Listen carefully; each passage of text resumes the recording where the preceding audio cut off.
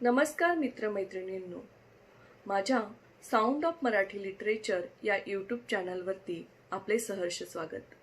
मित्रमैत्रिणींनो, आपण माझ्या मागच्या यूट्यूब सदरामध्ये ललित लेखन म्हणजे काय, ललित लेखनाची व्याख्या, ललित लेखनाची वैशिष्ट्य, ललित लेखनाच्या मर्यादा आणि त्या अनुषंगाने नेमकं ललित लेखन म्हणजे काय यावर आपण चर्चा केली. तर मित्रमैत्रिणींनो, आता आजच्या या सदरामध्ये आपण कथालेखन म्हणजे काय, कथालेखनाची गुरुकिल्ली, नेमकं कथालेखन करताना कुठल्या गोष्टी आवश्यक असतात यावरती चर्चा करणार आहोत. खरं तर मराठी साहित्यात कथा या साहित्य प्रकाराला एक मानाचं स्थान आहे. अनेक साहित्यिकांनी या साहित्य प्रकारास एका उंचीवर नेऊन ठेवले आहे. मूळची जातिवंत प्रतिभा त्यांच्याजवळ होतीच, पण कथालेखनाची नेमकी नस त्यांना सापडली होती. म्हणूनच ते कथाकार यशस्वी झाले. तर आपण आज या लेखनाची पार्श्वभूमी समजून घेऊयात. खरं तर मी कथाकार नाहीये, पण थोड्याफार कथा लिहिलेल्या आहेत, कथेचा अभ्यास केला आहे. मला वाटले की एक लेखक म्हणून कथालेखनाशी निगडीत या बाबी आपल्यापर्यंत पोहोचवणं खूप महत्त्वाचं आहे. आजच्या या घडीला अनेक नवोदित कथालेखन करत आहेत. ही अतिशय आनंदाची गोष्ट आहे.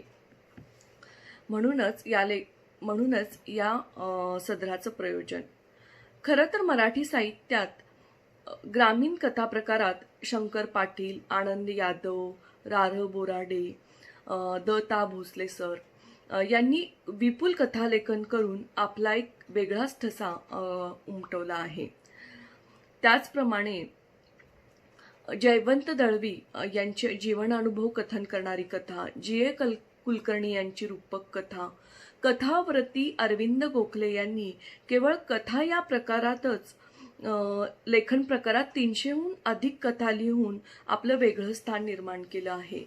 नवकथेत गणली जाणारी त्यांची मनोविश्लेषक संघर्षाची कथा एक आगळं पण कथा विश्वाला देऊन गेली.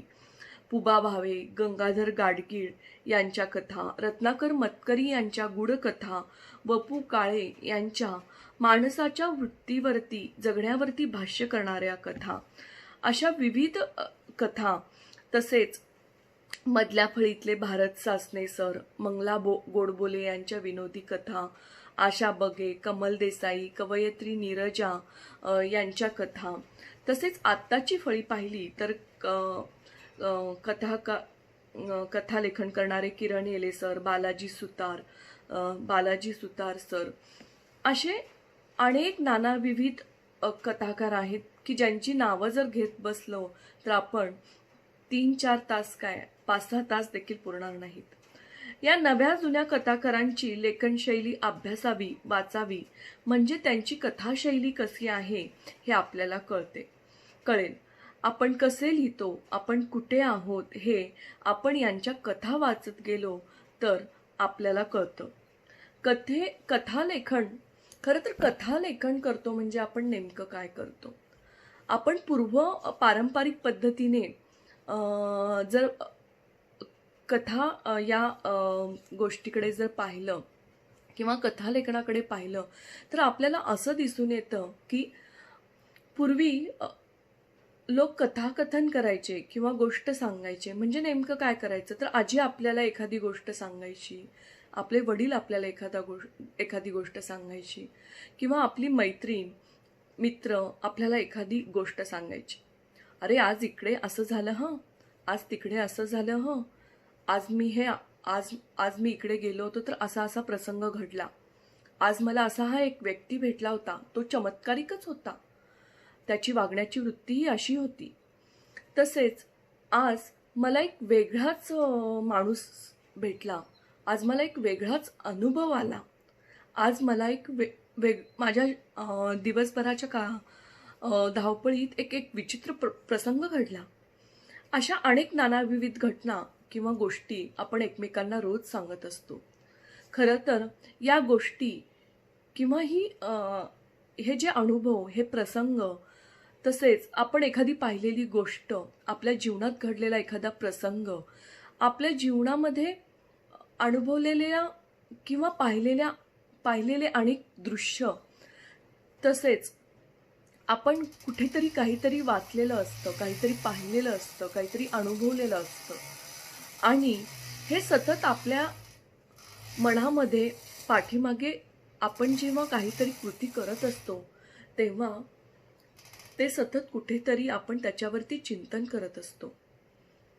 आणि जेव्हा आपल्याला असं वाटतं की आपण हे कोणाला तरी सांगितलं पाहिजे, तेव्हा आपण जेव्हा हे सांगत असतो कोणाला तरी, तेव्हा हे सांगण्याची अनेक माध्यमं आहेत. कुणी हे आपल्या जी मनातली जी गोष्ट आहे ती अ, लिहून सांगेल, कोणी बोलून सांगेल किंवा अ, कोणी ते दृश्य माध्यमाद्वारे दाखवण्याचा प्रयत्न करेल. तर ही जी आपल्या मनातली अशी जी गोष्ट असते, आपल्या आजीने सांगितलेली गोष्ट, आपल्या वडिलांनी सांगितलेली गोष्ट किंवा आपल्या मित्रमैत्रिणींनी सांगितलेली गोष्ट किंवा प्रसंग, हे जसेच्या तसे आपण लिहून काढलं तर ती गोष्ट होते. पण त्याच्यामध्येच अतिशय रंजकतेने जेव्हा आपण ही गोष्ट मांडतो किंवा त्याच्यामध्ये अजून काही नाट्यमयता आणून ती गोष्ट सांगतो किंवा त्याच कथेमध्ये जेव्हा आपण त्या कथेला एक वेगळं वळण देऊन किंवा आकार देऊन ती दुसऱ्यांसमोर सादर करतो. समजा माझ्या मित्रांनी ही गोष्ट मला सांगितली की मी एकदा जंगलात गेलो होतो, तिथे एक आंब्याचं झाड दिसलं, त्याला खूप आंबे आले होते आणि मी ते आंबे दगडाने पाडत होतो, तेव्हा तिथला जंगलातला राखणदार आला आणि त्यांनी मला पकडलं. मी कसाबसा घाबराघुबरा झालेलो. ते आंबे तिथेच टाकून दिले आणि त्या राखणदाराच्या तावडीतून सुटलो. ती अमित्राने सांगितलेली माझी गोष्ट. तशीच ती गोष्ट मी माझ्या मैत्रिणीला सांगितली. अरे, आज होता ना, तो जंगलात गेला होता आणि त्याने काय गंमतच झाली. तो जंगलात गेला, असं मोठं घनदाट जंगल होतं. तिथे आजूबाजूला कोणी नव्हतं, शांतता होती. आंब्याच्या झाडावरती खूप आंबे लगडले होते. तिथे वानरही होती आणि त्यांनी काय केलं माहितीये, असे भले मोठे दगड घेतले आणि त्या झाडाचे आंबे पाडले. आंबे पाडत असताना तिथे एक राखणदार आंब्याच्या झाडांची राखण करणारा राखणदार झोपला होता आणि तो आंबे पाडत असताना त्या आंब्याच्या झाडाची तो आंब्यांना मारलेला दगड त्या राखणदाराला लागला आणि काय गंमत, तो उठला आणि त्याला त्याच्या मागे पळू लागला. त्याला पकडलं आणि पकडून त्याने झाडाला बांधून ठेवलं. आणि गंमत अशी की त्याला बांधून ठेवल्यानंतर 1 तास झाला, 2 तास झाला, तरी त्यांनी त्याच आंब्याच्या झाडाला बांधून ठेवलेलं सोडलं नाही आणि तो त्याच्याकडे गयावया करू लागला. मी परत आता ह्या जंगलात येणार नाही, मी परत अशी ही चूक करणार नाही, मी चोरून आंबे खाणार नाही. तरी त्या राखणदाराने त्याचे ऐकले नाही आणि मग त्याचे आई वडील तिथे आले आणि त्यांनी त्या मुलाला शोधत तिथे आले. आणि गंमत काय झाली की मग त्यांनी कशी तरी मग त्या राखणदाराची समजूत काढली. आमचा मुलगा परत इथे येणार नाही, परत अशी चूक करणार नाही. आणि मग कसे तरी त्या राखणदाराने त्या मुलाला सोडून दिलं. अशा प्रकारे जेव्हा आपण एखादी गोष्ट रंगवून सांगतो, त्याच्या आजूबाजूला अजून काही प्रसंग, पात्र गुंफतो, तेव्हा मग त्या कथेचा विस्तार, त्या गोष्टीचा विस्तार होतो आणि ती कथा अशी पूर्णपणे उमलत जाते. तर कथालेखन ही अशीच गोष्ट आहे. पण जेव्हा मी तुम्हाला ही गोष्ट सांगितली तेव्हा ही कथा पूर्णपणे तयार झाली नव्हती, तर त्या कथेचं बीज, कथेचा आकृतीबंध माझ्या मनामध्ये तयार होत होता.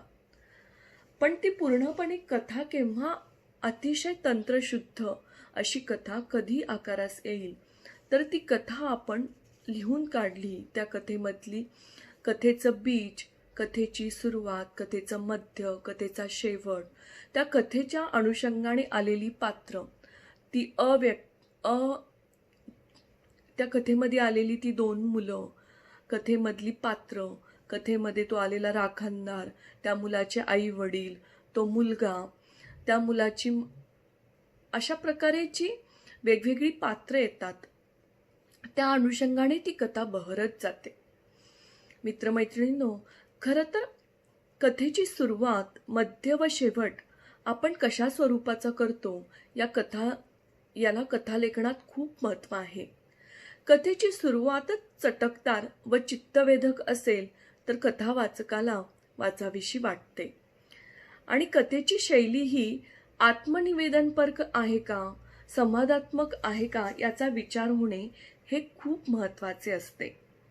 कथेच्या शब्दमर्यादेतूनच कथेचा घाट ठरत असतो. कथा दीर्घ आहे की हे लघु आहे हे केवळ त्याच्या लांबी रुंदीवरून ठरत नाही, तर त्या कथेतील प्रसंग, पात्र, घटना यांच्या व्याप्तीवरून आपल्याला ठरवता येत असते.